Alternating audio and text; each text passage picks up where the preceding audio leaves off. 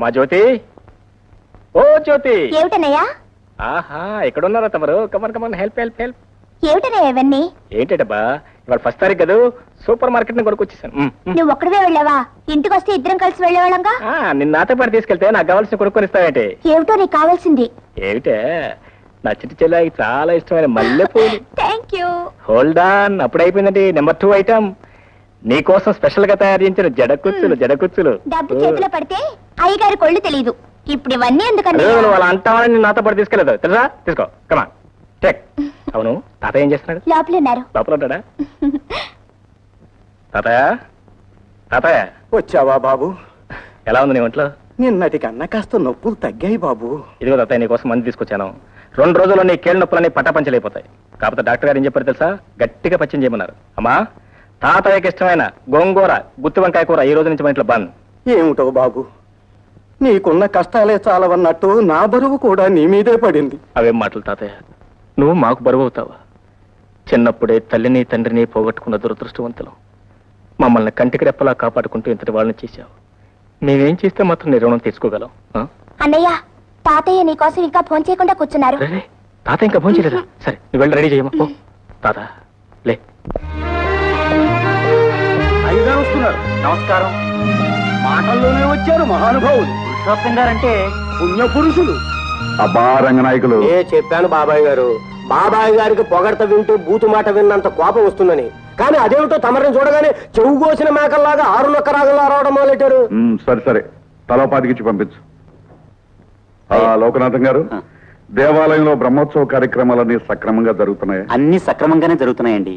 అయినా తమ దయ ఉండాలి కదండి. రంగనాయకులు, అయ్యా, అంకె వేసే ఉందండి అయ్యా. సున్నాలు ఎన్ని పెట్టమంటారో చెప్పండి. 4 ఇవయ్యా.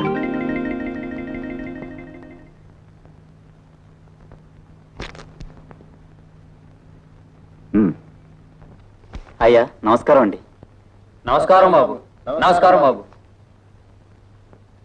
బాబాయ్ గారు, తమకు చెప్పదగ్గవండి కాదు, కానీ మనస్సు ఉండబట్టగా చెప్తున్నాను.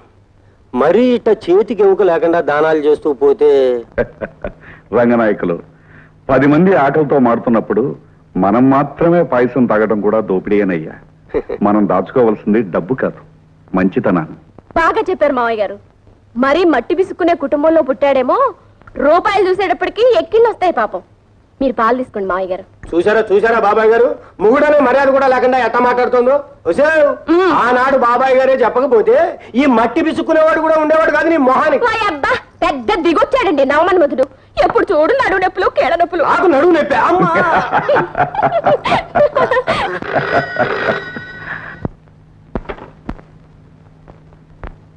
Hello, what? Cable from London? yes speaking. Sanjay Arvind tomorrow.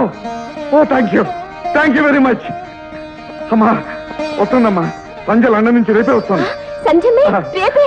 ఎంత మంచి వార్త చెప్పారు మావయ్య. అయ్యగారు, తమరు ముఖంలో సంతోషం చూడగానే కనిపెట్టేశానంటే. అవుతారు.